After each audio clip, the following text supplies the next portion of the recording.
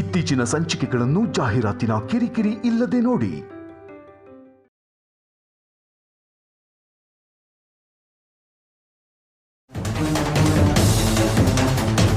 Mummy, ಶ್ಯಾಮನ್ ನೋಡಿದ್ರಾ? ಇಲ್ಲಪ್ಪ. ಒಳಗಡೆ ಏನೋ ಕೆಲಸ ಮಾಡ್ತಿರ್ಬೇಕು ಅಖಿಲ್. ಮನೆಯೆಲ್ಲ ನೋಡಿದೆ ಅದಕ್ಕೆ, ಅವಳೆಲ್ಲೂ ಕಾಣ್ತಿಲ್ಲ. ಹೌದಾ? ಕಾಣಿಸ್ತಿಲ್ವಾ? ಅಂದ್ರೆ ಮನೆ ಬಿಟ್ಟು ಹೋಗೇ ಬಿಟ್ಲಾ? ಎಲ್ಲಿಗೆ ಹೋದ್ರು ಹೇಳೇ ಹೋಗ್ತಿದ್ಲು.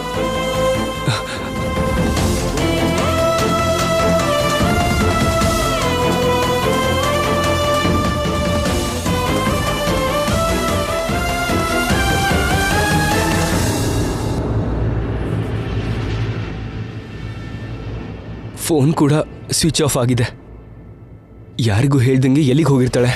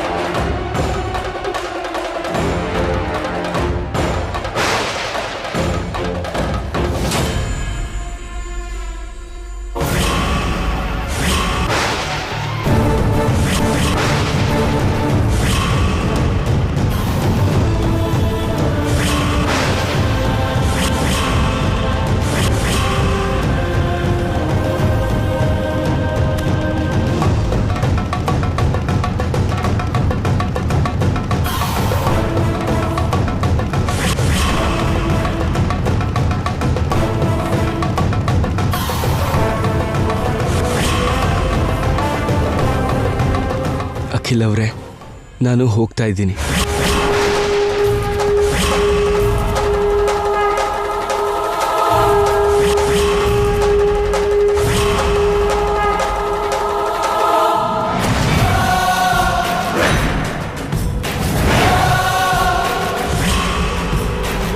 ಮನೆ ಬಿಟ್ಟು ಹೋಗ್ತಾ ಇದ್ದೀನಿ. ನನಗೂ ಈ ಮನೆಗೂ ಋಣ ಮುಗ್ದೋಯ್ತು.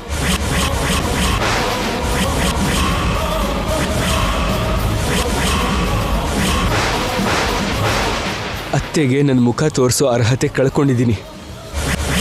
ನೀನ್ ಮಾಡಿರೋದಕ್ಕೆ, ನೀನು ಮುಖ ನೋಡೋದಕ್ಕೂ ನನಗೆ ಅಸಹ್ಯ ಆಗ್ತಿದೆ. Good bye.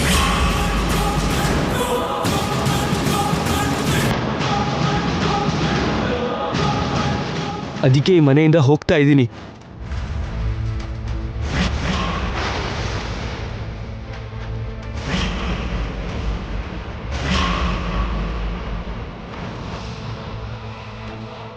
ಜೀವನದಲ್ಲಿ ಮತ್ತೆ ಅತ್ತೆಗೆ ನನ್ನ ಮುಖ ಯಾವತ್ತೂ ತೋರಿಸೋದಿಲ್ಲ. ದಯವಿಟ್ಟು ನನ್ನನ್ನು ಹುಡುಕಬೇಡಿ.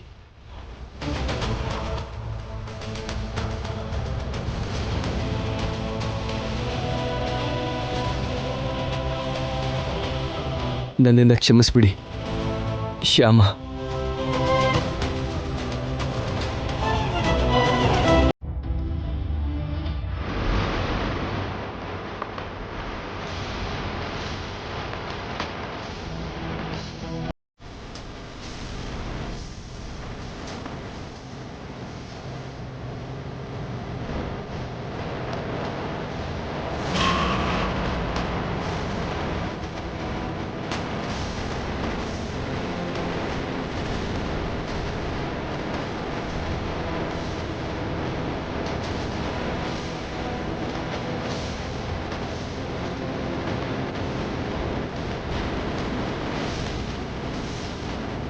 ಥ್ಯಾಂಕ್ ಗಾಡ್, ಪೀಡೆ ಕಳೀತು. ಏನ್ ಮಮ್ಮಿ ಇದು? ಯಾಕೆ ಇವಳು ಇಂಥ ನಿರ್ಧಾರ ತಗೊಂಡ್ಲು? ತನ್ನ ಮುಖ ನಿಮಗೆ ತೋರ್ಸಲ್ಲ ಅಂತಿದ್ದಾಳಲ್ಲ.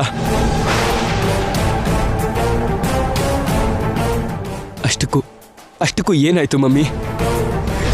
ನನ್ನ ಅರ್ಶನ ಕುಂಕುಮದ ಜೊತೆ ನೀನ್ ಆಟ ಆಡ್ತಿದೀಯ ಅಂತ ನನಗೆ ಪ್ರಜ್ಞೆ ಬಂದಿದೆ. ನನ್ನ ಕಣ್ಣು ಮುಂದೆಯಿಂದ ದೂರ ಹೊರಟೋಗು.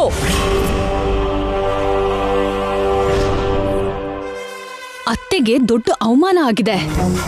ಅವಮಾನನ? ಹೌದು, ಶ್ಯಾಮನೇ ಅವಮಾನ ಮಾಡಿರೋದು. ಅತ್ತೆ ವಿಷಯದಲ್ಲಿ ಮಾತ್ ಕೇಳ್ದೆ ಶ್ಯಾಮ ಅತ್ತೆಗೆ ಅವಮಾನ ಮಾಡಿದಾಳೆ.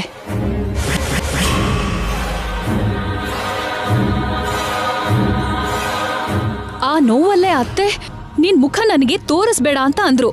ಅದು ತಪ್ಪಾ? ಏನೋ ಕೋಪದಲ್ಲಿ ನಿನ್ ಮುಖ ನನಗ್ ತೋರಿಸ್ಬೇಡ ಅಂತ ಅಂದ್ರೆ ನಿಜವಾಗ್ಲೂ ಮನೆ ಬಿಟ್ಟು ಹೊರಟೆ ಹೋಗ್ಬಿಡದಾ?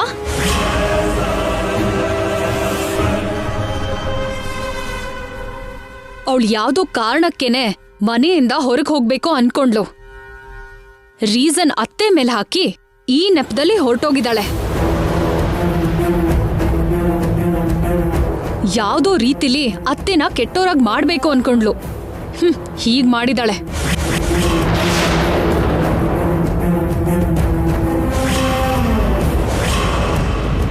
ಅತ್ತಿಗೆ, ಅವಳು ಹಾಗೆ ಮಾಡೋ ಹುಡುಗಿ ಅಲ್ಲ. ಯಾವುದೋ ನೆಪ ಇಟ್ಕೊಂಡು ಹೊರಟು ಹೋಗೋಳಂತೂ ಖಂಡಿತ ಅಲ್ಲ. ಮಮ್ಮಿ ಮಾತಿನ ವರ್ಷೆಗೆ ಅಂದ್ರೂ ಕೂಡ ಮಮ್ಮಿಗೆ ನೋವು ಕೊಡಬಾರ್ದು ಅನ್ನೋ ಉದ್ದೇಶಕ್ಕೆ ಅವಳು ಹೊರಟು ಹೋಗಿರ್ತಾಳೆ.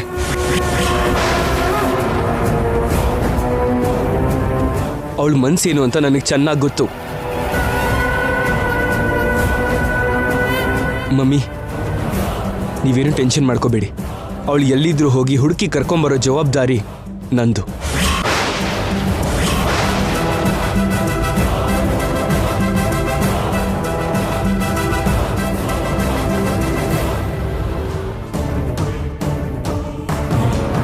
ಅವಳು ನಮ್ಮ ಮನೆಗೆ ಕರ್ಕೊಂಡು ಬಂದ್ರೆ ನನಗೆ ಮತ್ತೆ ತಲೆನೋವು ಶುರುವಾಗುತ್ತೆ.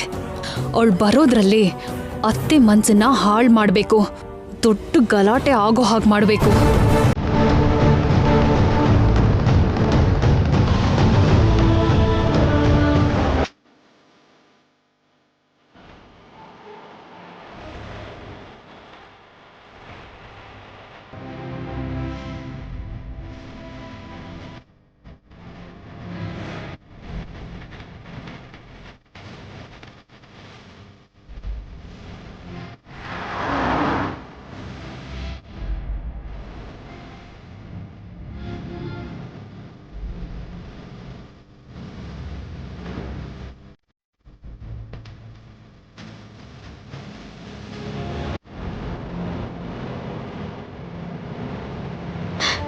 ಯಾಕೆ ಕೃಷ್ಣ ಹೀಗ್ ಮಾಡಿದೆ?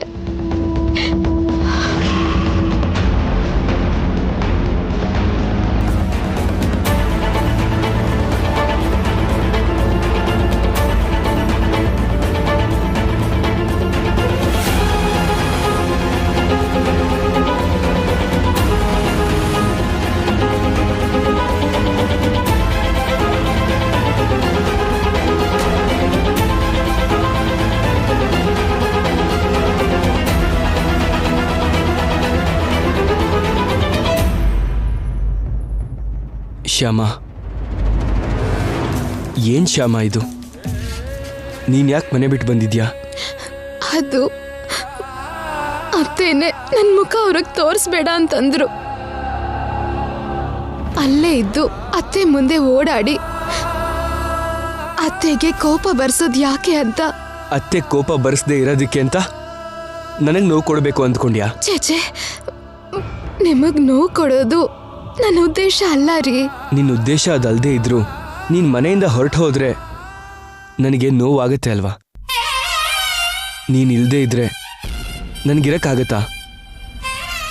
ನೀನ್ ನನ್ನ ಪ್ರಾಣ ಅಲ್ವಾ ಶ್ಯಾಮ?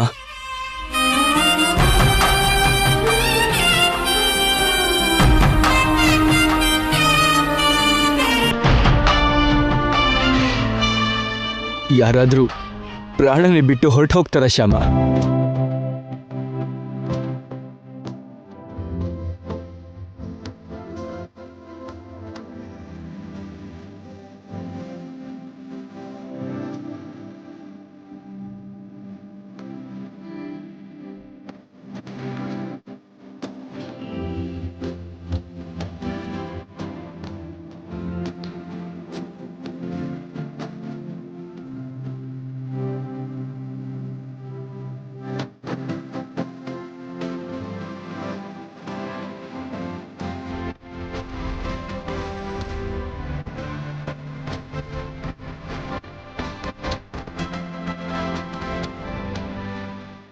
ಅಳ್ಬೇಡ ಶ್ಯಾಮ, ಸುಮ್ಮನಿರು.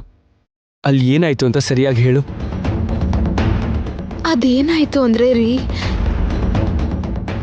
ಮಾವ ಬೆಟ್ಟದ ಮೇಲೆ ವೆಂಕಟೇಶ್ವರ ಸ್ವಾಮಿ ದರ್ಶನ ಮಾಡಕ್ ಹೋದ್ರು. ನೀನ್ ಬೇಗ ಹೋಗಿ ಮಾವನ್ ವಾಪಸ್ ಕರ್ಕೊಂಡ್ ಬಾ. ಮಾವನವರು ಬೆಟ್ಟ ಹತ್ತೋದ್ ಬೇಡ ಅಂದಿದ್ದೆ, ಆದ್ರೂ ಅವರನ್ನ ಕರ್ಕೊಂಡು ಹೋದೆ. ಅದರಿಂದಾನೆ ಇವತ್ತು ಅವ್ರ ಜೀವ ಹೋಗೋ ಪರಿಸ್ಥಿತಿ ಬಂದಿದೆ. ಏನಿನ್ನು ಇಲ್ಲೇ ನಿಂತಿದ್ಯಾ? ಅತ್ತೆನೆ ಹೇಳಿದ್ರಲ್ಲ, ನಿನ್ ಮುಖ ನೋಡಕ್ಕೂ ಕೂಡ ಅಸಹ್ಯ ಆಗ್ತಿದೆ ಅಂತ. ಇದೇ ನಡೆದಿದ್ದು ರೀ. ಅತ್ತಿಗೆನೆ ನಿನ್ನ ಬೆಟ್ಟದ ಮೇಲೆ ಕಳಿಸಿ ನೀನ್ ಡ್ಯಾಡಿನ ಬೆಟ್ಟದ ಮೇಲೆ ಕರ್ಕೊಂಡು ಹೋಗಿದ್ಯಾ ಅಂತ ಸುಳ್ಳು ಹೇಳಿದ್ದಾರೆ ಅಂತ ಆಯ್ತು. ಅವ್ರು ತಪ್ಪು ಮಾಡಿ ನಿನಗೆ ಶಿಕ್ಷೆ ಆಗೋ ಹಾಗೆ ಮಾಡಿದ್ದಾರೆ ಅಂತ ಆಯ್ತು. ಇಷ್ಟು ಕಾಲ ಅತ್ತಿಗೆ ಎಷ್ಟು ತಪ್ಪು ಮಾಡಿದ್ರು ಕ್ಷಮಿಸಿದ್ದೀನಿ.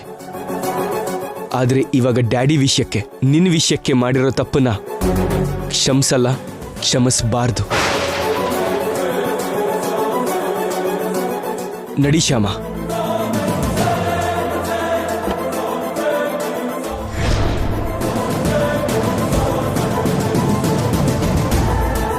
ಶ್ಯಾಮ, ನೀ ನನಗೋಸ್ಕರ ಬರ್ತಾ ಇದೀಯಾ? ನಡಿ.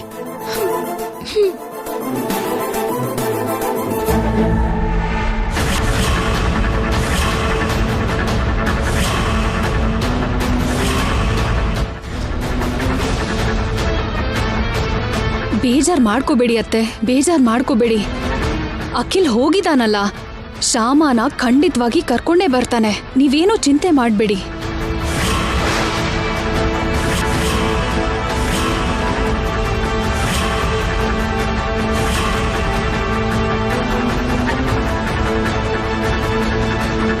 ಬೇಜಾರಾಗ್ದೆ ಹೇಗಿರುತ್ತೆ ಬಿಡಿ. ಯಾವ ಸೊಸೆನೂ ಯಾವ ಅತ್ತೆಗೂ ಕೊಡದೇ ಇರೋಂಥ ನೋವನ್ನ ಶ್ಯಾಮ ನಿಮ್ಗೆ ಕೊಟ್ಮೇಲೂ ಕೂಡ ನೀವು ಬೇಜಾರಾಗ್ದೆ ಹೇಗಿರಕ್ಕಾಗುತ್ತೆ?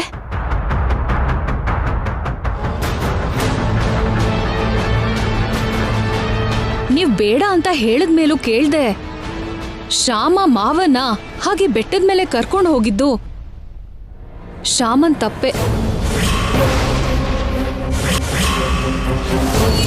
ಮಾವಂಗಿರೋ ಆರೋಗ್ಯದ ಪರಿಸ್ಥಿತಿ ಗೊತ್ತಿದ್ದು ಕೂಡ, ಅವ್ರ ಬೆಟ್ಟ ಗುಡ್ಡ ಹತ್ಬಾರ್ದು ಅಂತ ಗೊತ್ತಿದ್ದು ಕೂಡ ಮಾವನ್ನ ಬೆಟ್ಟದ ಮೇಲೆ ಕರ್ಕೊಂಡು ಹೋಗಿದ್ದು ಶ್ಯಾಮನ್ ತಪ್ಪೆ.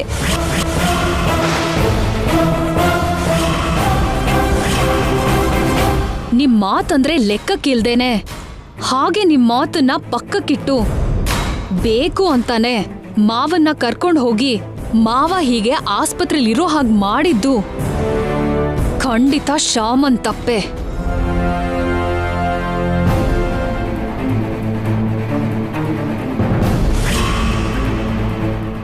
ಆ ತಪ್ಪನ್ನ ಹೇಗಾದ್ರೂ ಕ್ಷಮಿಸ್ಬೋದು, ಆದ್ರೆ ಹೀಗೆ ಮನೆಯಿಂದ ಹೋಗಿದ್ ಮಾತ್ರ ತುಂಬಾ ತುಂಬಾ ದೊಡ್ಡ ತಪ್ಪು,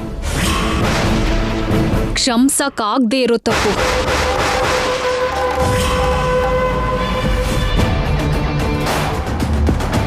ಅಲ್ಲ, ಆನಂದ ಗಜಪತಿ ವರ್ಮಾ ಹೆಂಡ್ತಿ ವಸಂತದೇವಿ ನೀವು. ಸೊಸೆನ ಮನೆಯಿಂದ ಹೊರಗಾಕಕ್ ಕಾರಣ ಆದ್ರಿ ಅನ್ನೋ ಅಪಖ್ಯಾತಿ ನಿಮ್ಗೆ ಬರೋ ಹಾಗೆ ಮಾಡಿದ್ ಮಾತ್ರ ಕ್ಷಮಿಸಕ್ಕಾಗ್ದೇ ಇರೋ ತಪ್ಪು.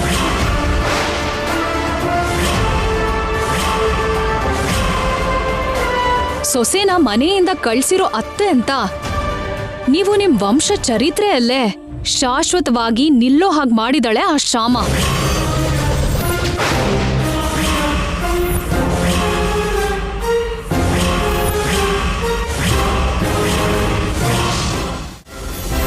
ಮನೆಯವ್ರ ಮುಂದೆ ಅಷ್ಟೇ ಅಲ್ಲ, ಹೊರಗ್ ಸಮಾಜದ ಮುಂದೆ ಕೂಡ ತಲೆ ತಗ್ಸೋ ಹಾಗೆ ಮಾಡಿದಳೆ ಆ ಶ್ಯಾಮ.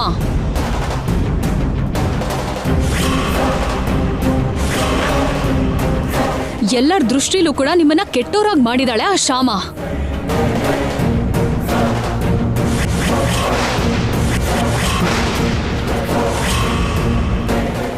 ಎಲ್ಲರ ಮುಂದೇನೂ ನಿಮ್ಗೆ ಅವಮಾನ ಮಾಡಿದಾಳೆ ಶ್ಯಾಮ.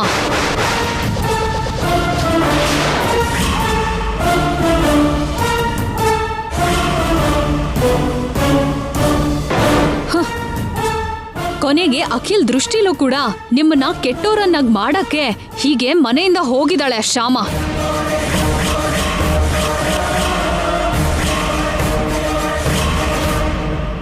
ಇಲ್ದಿದ್ರೆ ಯಾವ್ದೋ ಕೋಪದಲ್ಲಿ ಹೇಳಿರೋ ಮಾತನ್ನ ಹಿಡ್ಕೊಂಡು ಮನೆಯಿಂದಾನೇ ಹೊರಟೋಗ್ತಾರ ಅತ್ತೆ.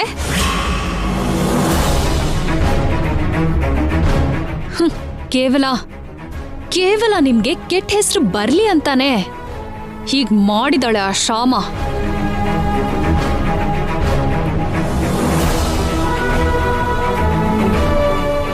ಮಾವ ಹೀಗೆ ಹಾಸ್ಪಿಟಲ್ ಪಾಲಾಗೋ ಹಾಗೆ ಮಾಡಿ ನಿಮ್ ಮದ್ವೆ ದಿನ ಮಾತ್ರ ಸ್ಪಾಯಿಲ್ ಮಾಡಿದಾಳೆ ಅಂತ ಅನ್ಕೊಂಡೆ. ಆದ್ರೆ ಒಬ್ರು ಒಳ್ಳೆ ಅತ್ತೆ ಅಂತ ಸಮಾಜದಲ್ಲಿ ನಿಮ್ಗಿರೋ ಹೆಸರನ್ನು ಕೂಡ ಸ್ಪಾಯಿಲ್ ಮಾಡಿದಾಳೆ ಶ್ಯಾಮ.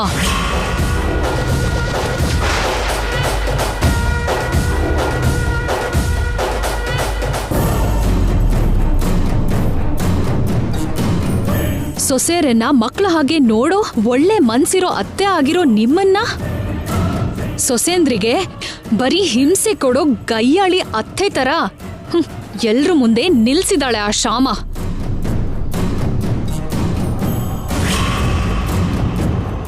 ಇಷ್ಟಕ್ಕೆ ಅವಳು ನಿಲ್ಲಿಸ್ತಾಳೆ ಅಂತ ನನಗನ್ಸಲ್ಲ. ನಿಮ್ಗಿನ್ನೂ ಕೆಟ್ಟ ಹೆಸರು ತರಕ್ಕೋಸ್ಕರ ಪ್ರಯತ್ನ ಮಾಡ್ತಾಳೆ ಅಂತ ನನಗನ್ಸ್ತಿದೆ ಅತ್ತೆ.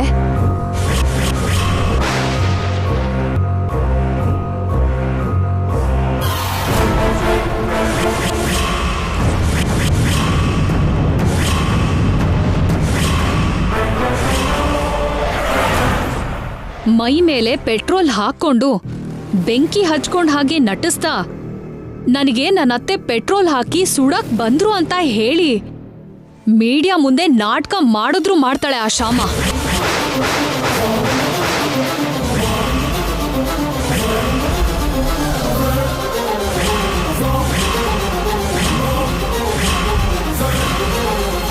ಆಗ ಪ್ರಪಂಚದ ಮುಂದೆ ನೀವು ದೋಷಿಯಾಗಿ ನಿಲ್ಲೋ ಅಂತ ಪರಿಸ್ಥಿತಿ ಬರುತ್ತೆ.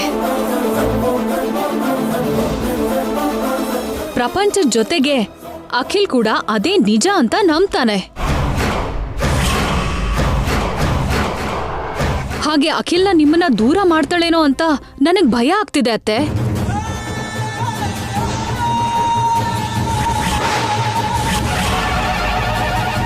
ಆ ಥರ ಚಾನ್ಸ್ ಮಾತ್ರ ನೀವು ಶ್ಯಾಮಂಗ್ ಕೊಡ್ಬೇಡಿ ಅತ್ತೆ.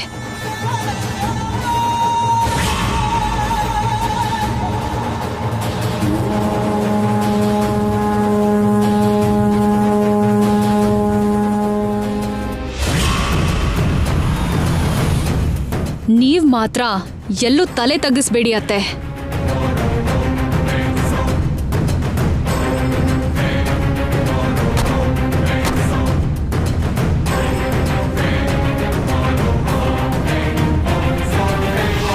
ನಿಮ್ಗಿಷ್ಟು ಕೆಟ್ಟ ಹೆಸರು ತರಬೇಕು ಅಂತ ನೋಡಿರೋ ಶ್ಯಾಮಂಗೆ ಹೇಗ್ ಬುದ್ಧಿ ಹೇಳ್ಬೇಕೋ ಹಾಗೆ ಬುದ್ಧಿ ಹೇಳಿ.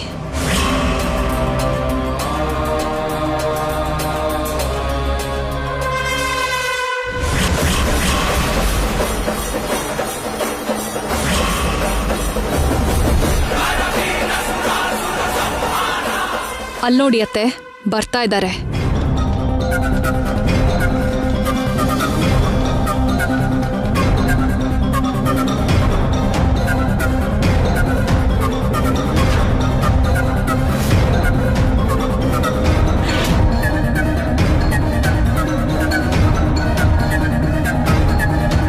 ಮಮ್ಮಿ ಕರ್ಕೊಂಡು ಬಂದೆ.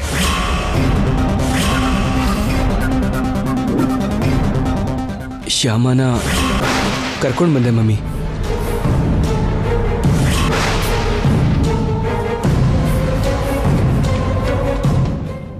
ಯಾಕೆ ಕರ್ಕೊಂಡು ಬಂದೆ?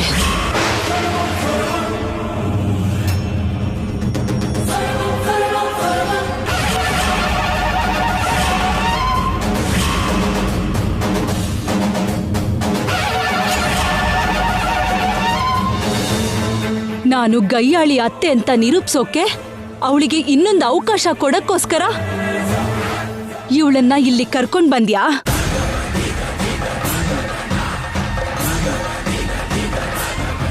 ನನಗೆ ಇನ್ನೂ ಕೆಟ್ಟ ಹೆಸರು ತಂದು ಸಮಾಜದ ಮುಂದೆ ನಾನು ತಲೆ ತಗ್ಸೋ ಹಾಗೆ ಮಾಡೋಕೆ ಇವಳಿಗೆ ಇನ್ನೊಂದು ಅವಕಾಶ ಕೊಡೋದಕ್ಕೋಸ್ಕರ ಇಲ್ಲಿ ಕರ್ಕೊಂಡ್ ಬಂದ್ಯಾ?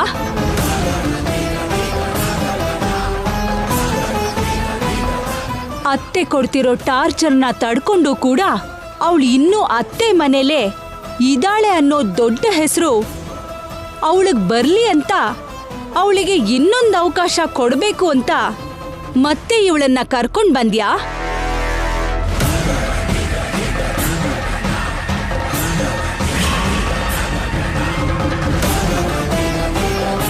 ಕ್ಷಮಿಸಿ ಅತ್ತೆ.